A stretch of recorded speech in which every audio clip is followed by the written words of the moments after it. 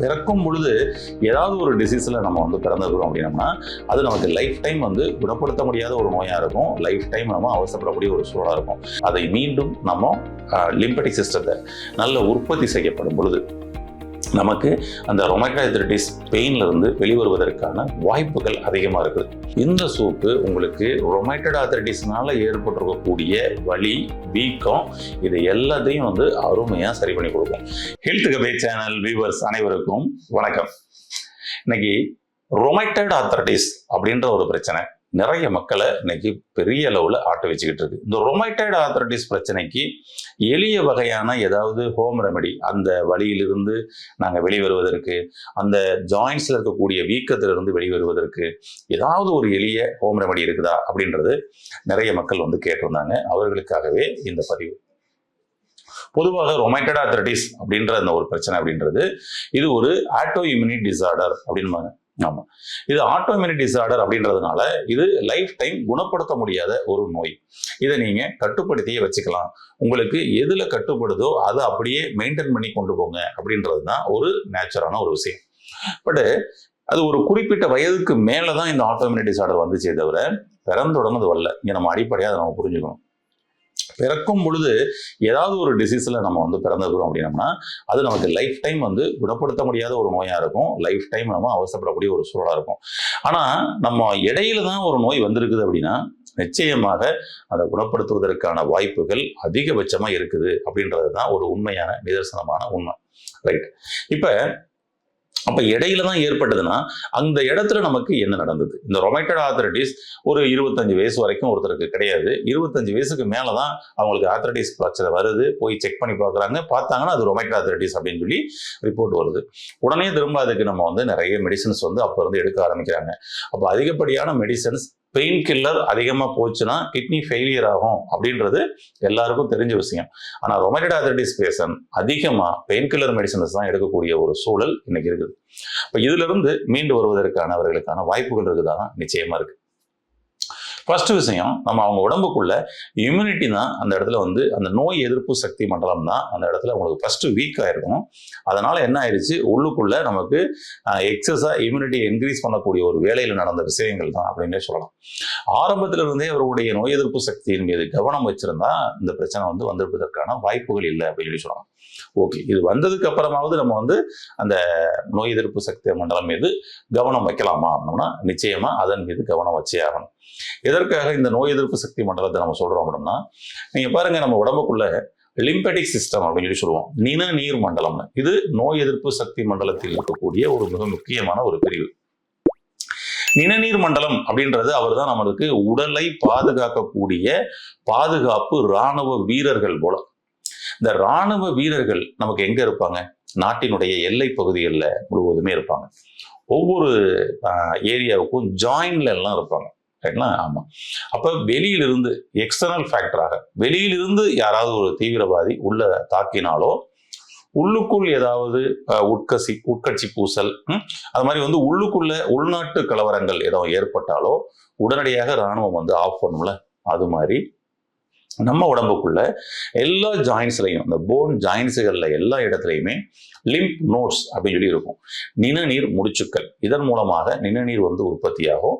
அந்த நிணநீர் அப்படின்றது தான் நமக்கு இந்த எக்ஸ்டர்னல் ஃபேக்டர்ல வெளிப்புற காரணிகளால் ஒரு வைரஸ் தாக்குதல் ஏற்பட்டாலோ, இன்னர் ஃபேக்டர் உள்ளுக்குள்ள நீங்க ஏதோ உணவு கழிவுகளினால் ஏதாவது வந்து ஒரு வைரஸ் பாக்டீரியாஸ் உருவானாலோ அதை உடனடியாக அழிச்சு நம்ம பாடியை பாதுகாக்கக்கூடிய ஒரு சிஸ்டம் லிம்பெட்டிக் சிஸ்டம். இப்ப அங்க ஏற்பட்ட பலவீனங்கள் தான் இந்த ரொமேட்டட் ஆர்த்ரைட்டிஸ். அதனாலதான் இந்த ஜாயின்ஸ்ல ஃபுல்லா வந்து பாத்தீங்கன்னா அந்த வீக்கம் படி. ஏன்னா இவரை விட பலசாலியான ஒரு நபர் உள்ளுக்குள்ள வந்து தாக்கப்படும் பொழுது இந்த பலம் வாய்ந்த இந்த இராணுவ வீரரான லிம்பெட்டிக் அந்த இடத்துல அடிவாங்க தெரிஞ்சுக்கிறோம். அப்ப அது வந்து பாத்தீங்கன்னா அங்க ஏற்பட்ட அந்த டேமேஜஸ், அந்த வீக்கம், வலியை கொடுக்குது. மீண்டும் திரும்ப நம்ம அவரை பலப்படுத்தப்படும் பொழுது, அதை மீண்டும் நம்ம லிம்பெட்டிக் சிஸ்டத்தை நல்ல உற்பத்தி செய்யப்படும் பொழுது நமக்கு அந்த ரொமேட்டட் ஆர்த்ரைட்டிஸ் பெயின்ல இருந்து வெளிவருவதற்கான வாய்ப்புகள் அதிகமா இருக்குது. அதுக்கு நம்ம என்ன பண்ணலாம் அப்படின்னு சொல்லி சொன்னோம்னா, வீட்டிலேயே நீங்க ஒரு சூப்பு தயார் செய்து சாப்பிடும் பொழுது உங்களுக்கு இது ரொம்ப அருமையா உங்களுக்கு வந்து சப்போர்ட் பண்ணி கொடுக்கக்கூடிய ஒரு விஷயமாக உங்களுக்கு இருக்கும். ஆமா, என்னதான் நம்ம உணவு முறைகளில் நம்ம இது பண்ணிக்கிட்டாலும் இதை இயற்கையான வாழ்வியல் முறைகள்லையும் இயற்கையான உணவியல் முறைகளுக்குள்ளேயும் நீங்கள் ஃபாலோ பண்ணுறது பெட்டர். உங்கள் அருகாமையில் இருக்கக்கூடிய ஒரு இயற்கை மருத்துவமனையோ ஆயுர்வேத மருத்துவமனையோ சித்த மருத்துவமனைகள்லையோ நீங்கள் போனீங்க அப்படின்னா அவங்க உங்களுக்கு சரியான வழிகாட்டுதல் கொடுப்பாங்க. நம்ம சிகிச்சை மையத்தில் வரக்கூடியவங்களுக்கு கூட நம்மளுடைய சித்த மருத்துவர்கள் ஆயுர்வேத மருத்துவர்கள் அதற்கான வழிகாட்டுதலோடு உணவு முறையோடு லைஃப் ஸ்டைலோடு அந்த ட்ரீட்மெண்ட்டோட மெடிசனோட அவங்களோட இதை கொண்டு போகும்பொழுது அவங்க படிப்படியாக அதில் வெளியே வர்றாங்க. அதை நீங்கள் அவசியம் நீங்கள் கடைபிடிக்கிறது ரொம்ப ரொம்ப நல்லது. இது போக நீங்கள் வீட்டில் பண்ணக்கூடிய ஒரு ஹோம் டிப்ஸ் ஒன்று சொல்கிறேன், பயன்படுத்தி பாருங்கள், நல்ல மாற்றம் இருக்கும். என்ன நமக்கு இதுக்கு தேவை அப்படின்னு சொன்னோம்னா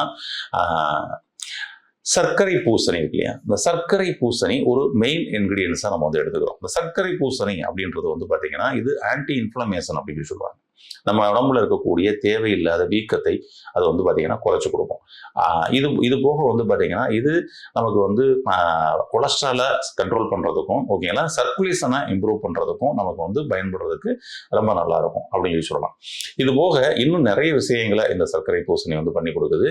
இந்த சர்க்கரை பூசணியை நம்ம சூப்பாக பண்ணுறதுக்கு எப்படி பண்ணலாம் அப்படின்னு சொன்னோம்னா ஒரு 1/2 கிலோ சர்க்கரை பூசணி அப்படின்னு ஒரு 1/2 கிலோ பீசஸ் கட் பண்ணிட்டேன்னு வச்சுங்களேன்.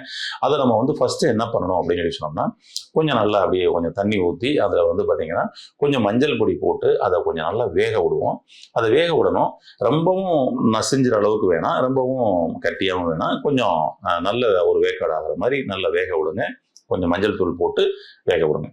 வேக விட்டு எடுத்துட்டு இதை நீங்கள் மிக்சி ஜாரில் போட்டு இப்போ நம்ம அதை ஜூஸ் ஆக்க போகிறோம். இப்போ ஜூஸ் ஆக்கும் பொழுது இன்னும் சில விஷயங்களை அது கூட சேர்ந்து ஆட் பண்ணணும்.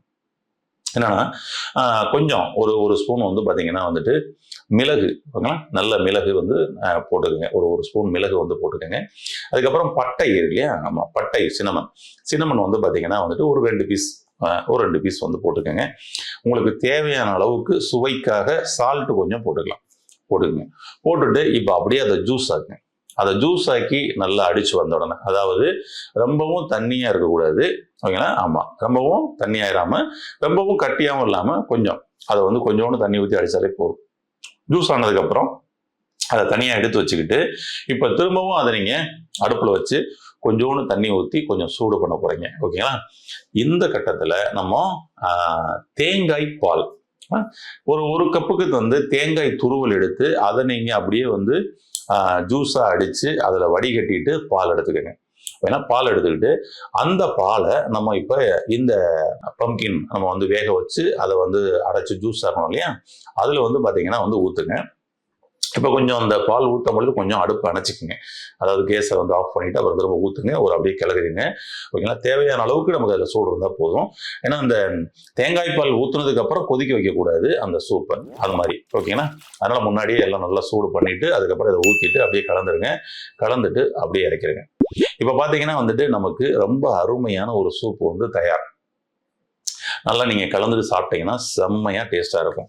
இந்த சூப்பு உங்களுக்கு ரொமேட்டட் ஆர்த்ரைட்டிஸ்னால ஏற்பட்டிருக்கக்கூடிய வலி, வீக்கம் இது எல்லாத்தையும் அருமையாக சரி பண்ணி கொடுக்கும்.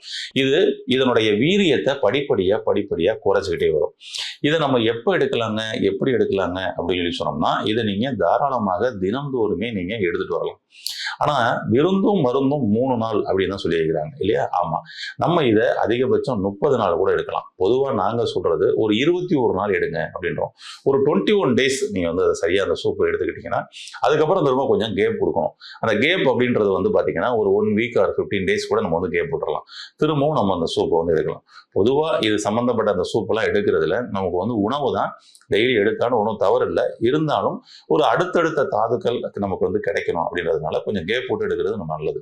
இந்த சூப்பை நீங்கள் எடுத்து பாருங்க, உங்களுக்கு ரொமேட்டட் பெயின்ல நீங்கள் வெளிவருவதை கண்கூடாக பார்க்கலாம். அனுபவித்த நபர்கள் கமெண்ட் பாக்ஸில் பதிவு பண்ணுங்க.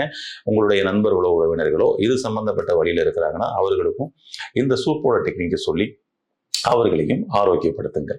வாழ்த்துக்கள், நன்றி. இந்த வீடியோ உங்களுக்கு பிடிச்சிருந்தா லைக் பண்ணுங்க, ஷேர் பண்ணுங்க, கமெண்ட் பண்ணுங்க. மறக்காம ஹெல்த் கஃபே தமிழ் சேனலை சப்ஸ்கிரைப் பண்ணிட்டு பெல் பட்டனை கிளிக் பண்ணிடுங்க.